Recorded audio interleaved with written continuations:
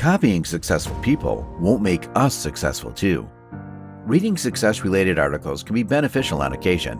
We discover crucial methods for organizing our time or managing our finances to accomplish our objectives. But we frequently go too far. We make the novice error of presuming that reproducing what we see would provide the same results.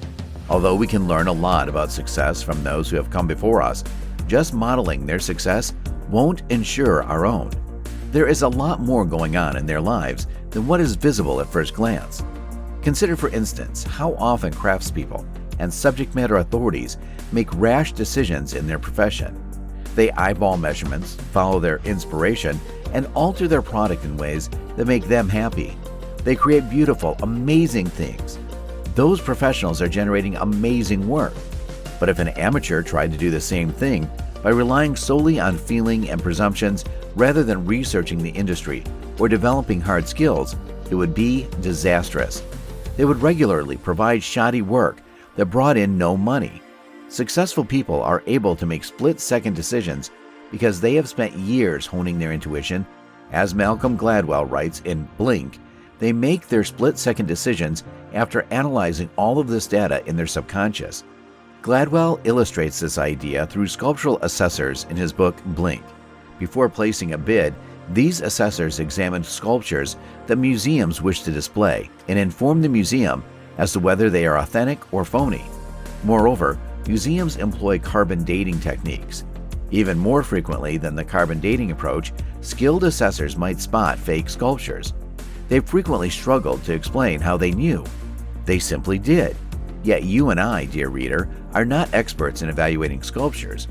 How frequently do you think we would be correct if we read a few online articles on sculpture and then tried to determine if a piece was real or fake? This fallacy frequently bites us when we try to reverse engineer success. We read that someone famous began microdosing, and suddenly, half the internet is convinced that microdosing is the key to unlocking your true potential, despite the fact that Mozart wrote his symphonies before LSD existed. It's all because microdosing worked for a few people on the internet. Not to mention that many of the things billionaires do are tailored to their status. They get up at 5 a.m. every day, but they also fly on private jets and meet with their financial advisors one-on-one. If you try to live like a millionaire when you don't have $1 million, you will occasionally do wise things, but you will also frequently do things that make no sense for you and are a dangerous waste of resources.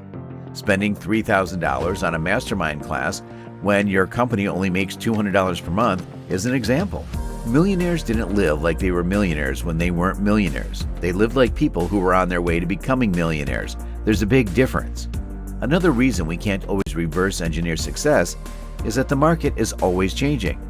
Consider Benjamin Hardy. He had a meteoric rise to success in just a few short years. Many people are attempting to recreate his success. They're looking at his most popular articles, analyzing the structure, sentence composition, subject matter, date and time of publication, and a variety of other factors. He joined Medium at an opportune time when they were experiencing meteoric growth. Hardy's traffic increased as a result of a small amount of content combined with hundreds of thousands of new readers. His style of writing was popular at the time.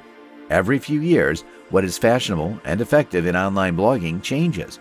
Short sentences and paragraphs were popular a few years ago, especially when used in a listicle. Longer paragraphs and more thoughtful headlines are becoming increasingly popular. To be successful, you have to be writing in the right style at the right time, and Hardy was. He was able to complete the task at hand. His mental and physical health were adequate, and his wife and family were encouraging. It would have been more difficult for him to complete the work if he had been disabled, had an ailing parent to care for, or faced other personal challenges. Not impossible, mind you, just more difficult. It might have taken a few more months. When it comes to growth platforms, even a few months can make a significant difference.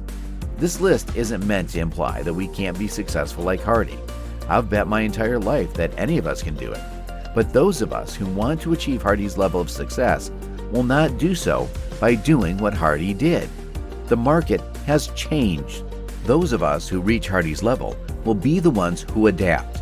Last but not least, for every millionaire who gets up at 5 a.m. and reads and goes to the gym, I can find you 3 who get up at 12 a.m., only watch Trump YouTube videos, and have a beer belly the size of Jupiter. Yes, getting your education about the alt-right and treating your body like garbage will stunt your growth in many ways, but it hasn't stopped countless white men from becoming millionaires. Sometimes becoming a millionaire has nothing to do with hard work or developing good habits. People can become millionaires simply by being in the right place at the right time. None of this is to say that we should abandon our efforts to learn from billionaires. Looking to the successful, whether Jeff Bezos or Benjamin Hardy, is a great way to educate ourselves on how we may be holding ourselves back from success and what we can do to improve.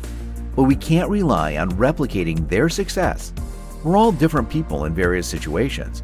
What got them there isn't going to get you there. You need to forge a new path for yourself.